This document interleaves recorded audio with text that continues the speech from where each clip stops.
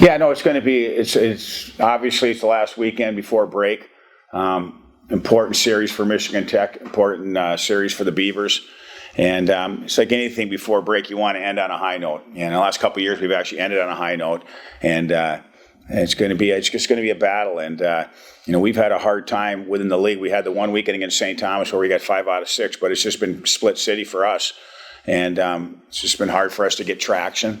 And it's getting to the point right now where you can kind of see the separation in our league. Where I'll use Mankato. I mean, Mankato is already they're at a point right now where it's going to be tough to catch them. Somebody's going to have to get on a roll, and they're going to have to take a little bit of a dive. So you can see where things are at right now. And Michigan Tech's obviously been a team too that's created a little separation the first half. So that's where things are at. It's tight in the middle, and these are important series. And I think we're sitting right now at 12 games.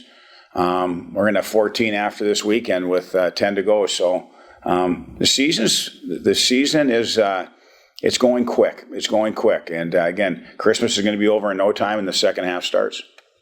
Well, can you talk about going into the break? I know, what does that do for a group just in the past couple of years in terms of momentum, confidence? Yeah, I mean, what it does, it's just it's a good Christmas present, because again, the bottom line is sports. And again, you can go into the break feeling good, but you can come out of the break feeling tough too, because again, things can happen. Things happen awful fast. You can get on a roll one way, but you can get on a roll the other way too. So it's just nice before Christmas to go home with a good feeling, Jared. It's probably the best way of putting it. What do you know about Michigan Tech this year? Well, I don't know as much. I don't know as much as you probably think I probably should know, but they've got some new faces, and but I know how they're going to play.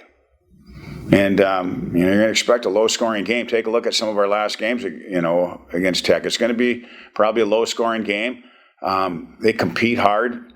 They're committed to defense, and they play smart. They play fast. They compete hard, like I mentioned earlier, and they never beat themselves. They don't beat themselves, and I would hope to think that we don't beat ourselves either. So, it could be just one of those. It just could be a great weekend of hockey, because when we play each other, it typically is a great weekend of hockey.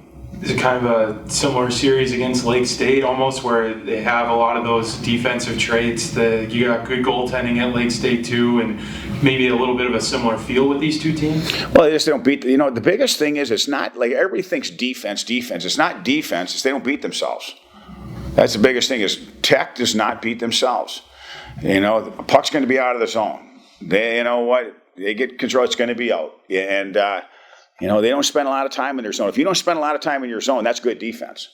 So what that is, you're breaking the puck out clean. You got good puck management. You relieve pressure. You get pucks deep. You make the team you're playing play 200 feet. That's good defense. Good defense is just playing, good sound hockey, and they play good sound hockey. And then update on Riley Funk. Riley's going to be out for a while, so he's injured, and we've been knock on wood, we've been relatively injury free the first half, but no, Funker took a hard hit Saturday night in the third period against Lake Superior State, and he's going to be out a while.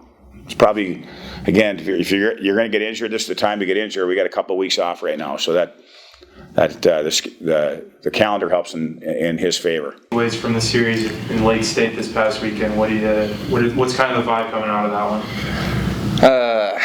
We were happy the first game. I think we played well, and the second game I don't think we played hard enough. We didn't play physical enough, and we kind of stepped on our toes. So it was a tough one to lose the second game for sure. How does that change anything kind of going into this week? It's another big series, obviously, like you said, self-inflicted things. When you think about cleaning those up, does that change anything going into another series? We know about our situation. We got to win, and it's a big one coming up. So we're ready for it, and we just got to win the series. The last time you played Michigan Tech was obviously here in this building for the Mason Cup, and you had that first goal in that game. What do you remember from that goal and the celebration after? It's always fun to play Michigan Tech. I think it's a great series, and and it was a lot of people last year, so it's gonna be a fun one for sure, and I'm really looking forward to it.